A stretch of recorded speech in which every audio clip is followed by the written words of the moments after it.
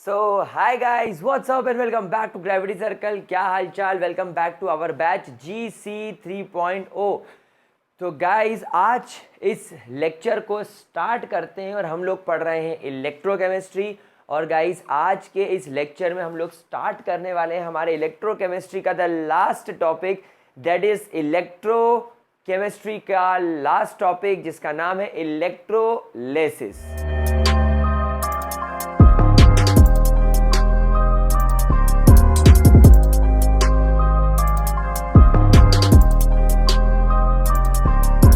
What is electrolysis? याद करो, chapter के शुरुआत में बताया था electrolysis is basically a process in which it is basically a process in which the electrical energy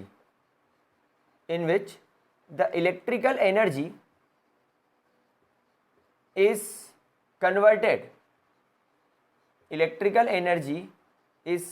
converted into chemical energy. यानी आप लोग इलेक्ट्रिकल एनर्जी का इस्तेमाल करके उसे केमिकल एनर्जी में कन्वर्ट करते हो और केमिकल एनर्जी का इस्तेमाल करके कोई केमिकल प्रोडक्ट बनाते हो। सर, जब हम इलेक्ट्रोलिसिस करते हैं तो ये एक प्रकार की केमिकल प्रोसेस है या एक प्रकार की प्रोसेस है जिसे हम लोग लेबोरेटरी में या इंडस्ट्रियल लेवल पे करते हैं। तो कुछ कारण होता होगा इसको करने का। हाँ, तो इलेक्ट्रोलिसिस या इस प्रकार का एनालिसिस करने के दो फायदे होते हैं। तो electrolytic analysis it is done for two major things. Electrolysis दो मेजर चीज़ों के लिए किया जाता है। किस किस चीज़ों के लिए? पहला होता है आपका क्वालिटेटिव एनालिसिस करने के लिए। पहले आप किस चीज़ का एनालिसिस करते हैं? पहले आप क्वालिटेटिव एनालिसिस करते हैं। सर, क्वालिटेटिव एनालिसिस का मतलब क्या होता है? उसका मतलब होता है कि जब भी मैंने electrolysis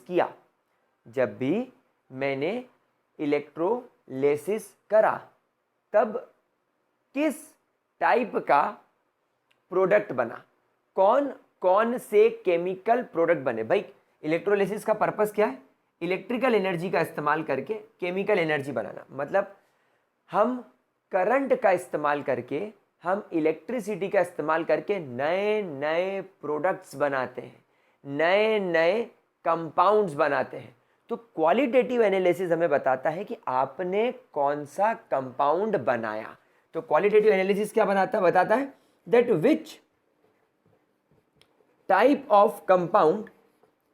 which type of compound is formed in this process। यानी इलेक्ट्रोलिसिस प्रोसेस करने पर किस टाइप का कंपाउंड बना, ये आपको उसकी इंफॉर्मेशन देता है। एंड सेकेंड क्या होता है? सेकेंड होता है क्वांटिटेटिव क्वांटिटेटिव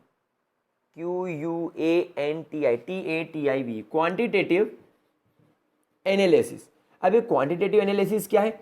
भाई, तुमको क्वालिटेटिव से पता चल गया कि कौन से टाइप का कंपाउंड बन रहा है, कितनी मात्रा में बन रहा है, कितने मोल्स बन रहे हैं, कितना वॉल्यूम बन रहा है। ये कौन बताएगा? ये बताएगा क्वालिटेटिव एनालिसिस। तो what is qualitative analysis? It tells us about the quantity, amount, moles or volume of compound formed during electrolysis। Electrolysis करते वक्त जो कंपाउंड बन रहा है उसकी कितनी क्वांटिटी, अमाउंट, मोल्स या वॉल्यूम है। तो अब हम लोग सबसे पहले आज के लेक्चर में इलेक्ट्रोलिसिस करेंगे और देखेंगे क्वालिटेटिव एनालिसिस। ये बड़ा डिटेल पॉइंट है। हम क्या देखेंगे? क्वालिटेटिव एनालिसिस मतलब इलेक्ट्रोलिसिस कौन सा करने पर कौन से टाइप के प्रोडक्ट बन सकते हैं। और फिर हम लोग क्वालिटेटिव एनालिसिस, क्वालिटेटिव देख लिया, फिर अपन क्वांटिटेटिव एनालिसिस में फैराडे लॉ पढ़ेंगे। यस, फैराडे लॉ ही तो बताता है कि एक कंपाउंड जो इलेक्ट्रोलिसिस पे कैथोड पर बन रहा है या एनोड पर बन रहा है तो वो कितनी मात्रा में बन रहा है, और क्वांटिटेटिव क्या बनाता है कि कैथोड पर या एनोड पर कौन से टाइप का प्रोडक्ट बन रहा है। क्या ये चीज क्लियर हो गई? क्या इसके अंदर कोई परेशानी? पक्की बात, आगे बढ़े, चलिए ग्रेट। मैं आपको एक छोटा सा अपडेट, वैसे तो ये अपडेट आप लोगों के लिए नहीं है, अगर आप किसी 8, 9 और 10 के बच्चे को जानते हो जो अपना अर्ली फाउंडेशन बनाना चाहता है, जो आप लोगों ने शायद मिस कर दिया होगा, 8, 9 और 10 का बच्चा जो अपना अर्ली फाउंडेशन बनाना चाहता है जेई नीट जैसी एग्जाम्स के लिए, एनटीएससी ओलंपियाड्स के लिए, तो उसके लिए गाइस एक इंपॉर्टेंट इन्फॉर्मेशन है कि मैंने अनअकैडमी पर एक कैटेगरी पर ज्वाइन किया है, और वो कैटेगरी सिर्फ 8, 9 और 10 के बच्चों के लिए है, अर्ली फाउंडेशंस के लिए। उसकी कंप्लीट इन्फॉर्मेशन मैंने नीचे डिस्क्रिप्शन बॉक्स में दे रखी है। उन डिजायरेबल बच्चों के साथ, उन नीडी बच्चों के साथ जिनको उस चीज़ की नीड है, ज़रूर शेयर कीजिएगा। एग्जाम्पल बताता हूँ, that electrolysis is use for, next आप लोग हेडिंग डालेंगे, that electrolysis is used for obtaining high purity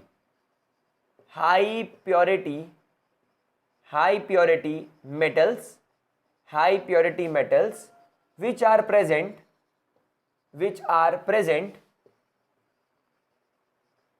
on the higher side of electrochemical series, chemical series.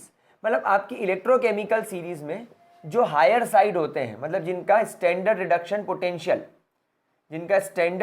Potential negative होता है, ये उनको ऑब्टेन करने के काम में आता है। जैसे कि मैं आपको एग्जांपल बताऊं, जैसे कि फॉर एग्जांपल अगर आप लोगों को सोडियम चाहिए तो आप लोगों को सोडियम लाने के लिए मॉल्टन NaCl का इस्तेमाल करना पड़ेगा। तो मॉल्टन NaCl से आपको सोडियम मिल जाएगा, तो सोडियम निकालने के लिए इलेक्ट्रोलिसिस करना पड़ेगा आप लोगों को। समझ रहे हो बात को? ये एक केस हो गया। अच्छा, इलेक्ट्रोलिसिस और किस चीज के लिए यूज होता है? फिर आप लिखेंगे electrolysis is also used for purification method, या it is used for purification of impure metals in order to get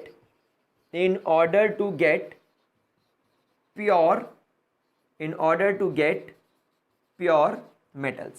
जैसे कि फॉर एग्जाम्पल काहे के काम में आता है? फॉर एग्जाम्पल ये आप लोगों को काम में आएगा, मान लीजिए आपके पास में इम्प्योर कॉपर है। अगर आपके पास में इम्प्योर कॉपर है तो ये आप लोगों को कॉपर प्योर बनाने में मदद करेगा। क्या चीज़ क्लियर हो गई? कोई परेशानी? तो पहले हम लोग ये दोनों प्रोसेस करके देखते हैं, फिर हम लोग आगे बढ़ेंगे। क्या ये चीज़ क्लियर हो गई? इतना आप लोगों ने नोट कर लिया? पक्की बात? Sure shot? चलिए ग्रेट। तो अपन इसको करके देखते हैं कि ये दोनों प्रोसेस कैसे काम करेगी। ठीक है, पक्की बात? क्या मैं इसे रब कर दूं? ग्रेट। तो देखो, मैं सबसे पहले आप लोगों को, वैसे जो सेकेंड वाली प्रोसेस है ये अगर आप लोगों ने क्लास 10th में मेटल्स एंड नॉन मेटल्स नाम का चैप्टर पढ़ा होगा तो आपने इसको शायद सिल्वर के प्यूरिफिकेशन में इस्तेमाल किया होगा। सिल्वर के प्यूरिफिकेशन में इसका काफ़ी इस्तेमाल होता है, एल्यूमिनियम के प्यूरिफिकेशन में इस्तेमाल होता है। चलो एक एक करके सॉल्व करके देखते हैं। इमेजिन करो आप लोगों के पास में यहाँ पर मॉल्टन NaCl है। गाइस एक बात हमेशा ध्यान रखना, मॉल्टन NaCl का मतलब होता है पिघला हुआ NaCl। मॉल्टन यानी मेल्ट किया हुआ NaCl। यहां पर यह गलती बिल्कुल भी मत करना कि इसमें पानी मिला दो। पानी मिलाया तो खेल बदल जाएगा। आई रिपीट, पानी मिलाया तो खेल बदल जाएगा। तो पानी नहीं मिलाना है, इस बात का खास ध्यान रखना है। तो देखिए ये कैसे होगा।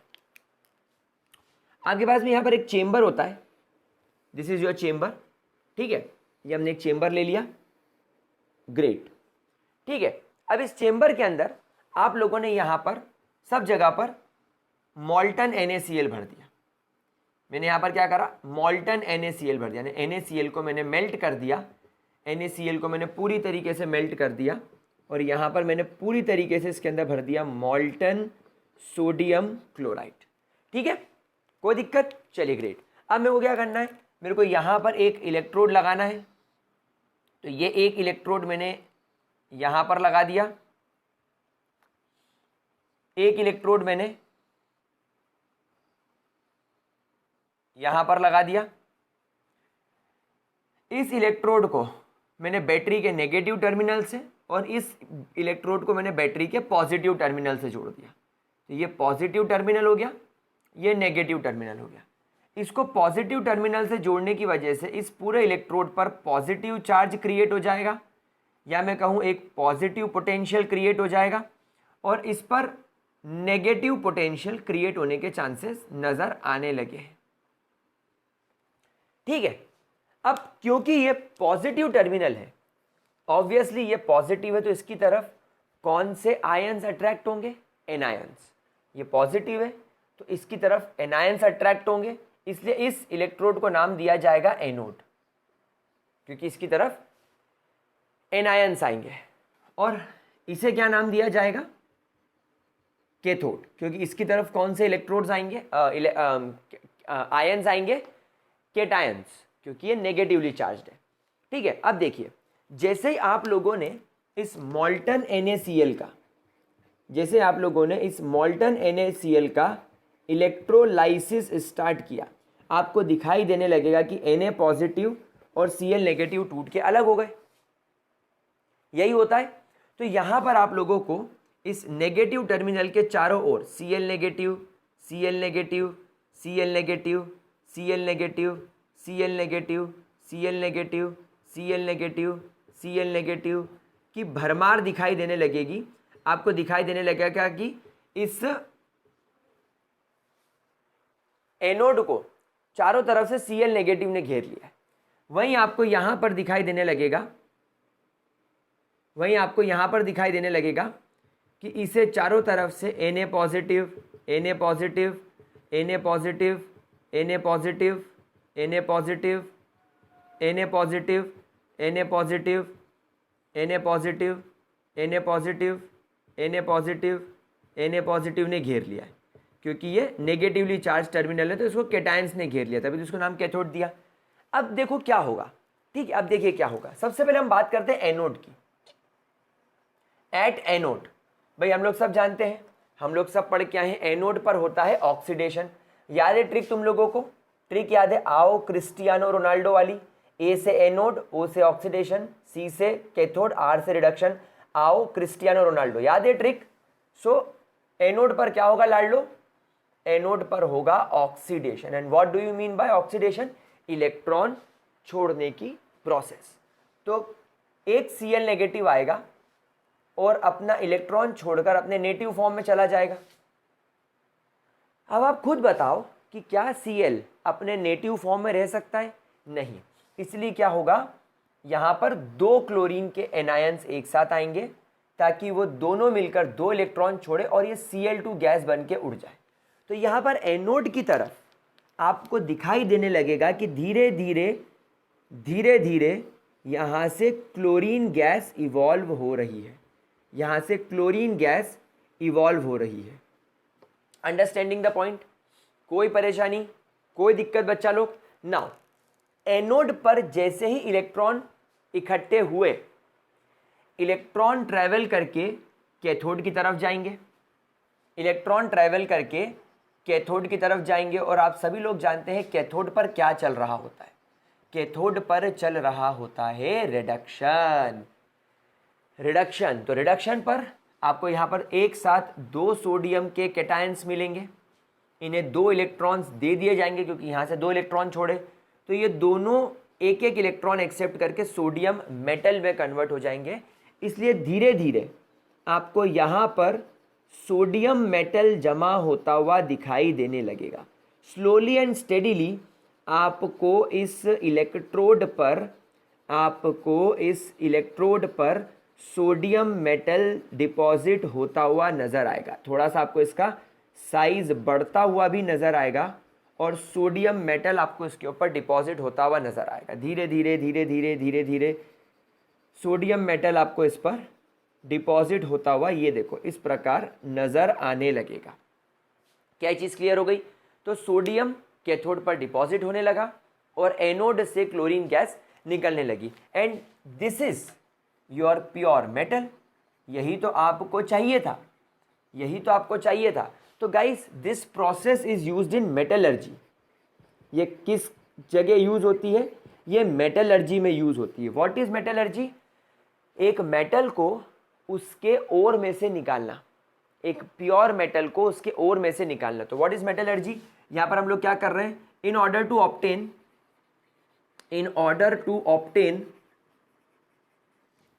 a metal of high reactivity, a metal of high reactivity from its salts, electrolysis is used. बच्चा लोग, मेरे प्यारे प्यारे बच्चों, क्या इसके अंदर कोई परेशानी? क्या इसके अंदर किसी भी प्रकार की कोई भी दिक्कत? पक्की बात? इसको नोट कर लिया आप लोगों ने? इसको ध्यान से देख लिया? क्या हम लोग आगे बढ़े, अगली प्रोसेस की तरफ चलें? पक्की बात? चलें आगे? ग्रेट। अब देखिए अगली प्रोसेस में प्यूरिफिकेशन कैसे किया जाता है। अब अगर आपको इलेक्ट्रोलिसिस को यूज करना है फॉर द प्यूरिफिकेशन पर्पस, तो मान लीजिए अपने पास में कॉपर है, मान लीजिए अपने पास में इम्प्योर कॉपर है, तो यहां पर इलेक्ट्रोलिसिस सेकेंड चीज के लिए यूज किया जाएगा for the purification of impure metal, या चलो यहां पर अपन इस्तेमाल कर रहे हैं इम्प्योर कॉपर। ऐसा आपको ये एल्यूमिनियम के लिए भी पूछा जा सकता है, सिल्वर के लिए भी पूछा जा सकता है, किसी के लिए भी पूछा जा सकता है। तो यहां पर हम लोग बात करते हैं प्यूरिफिकेशन ऑफ इम्प्योर कॉपर की। देखो यहां पर कुछ बेसिक पॉइंट्स आपको याद रखने होंगे, कुछ बेसिक चीज़ें आपको यहाँ पर याद रखनी होगी ताकि आप लोगों को कोई परेशानी नहीं हो अंडरस्टैंड करने में चीज़ को। ये रहा तुम्हारा चेम्बर। एक रूल हमेशा याद रखना, इस वाले केस में एनोड हमेशा आपके इम्प्योर मेटल से बनता है, एनोड हमेशा इम्प्योर मेटल से बनता है और कैथोड हमेशा उसी के प्योर मेटल से बनता है।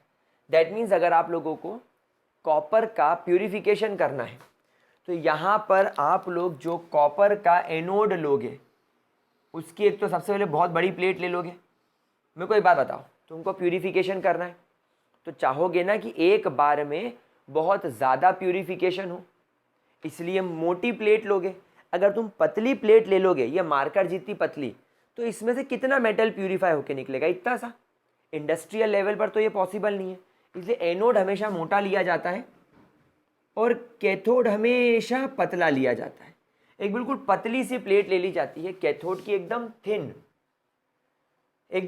प्लेट ले ली जाती है और एनोड की एकदम थिक प्लेट, एकदम मोटी प्लेट ले ली जाती है। तो ये हो गया तुम्हारा anode. This is your anode which is made up of impure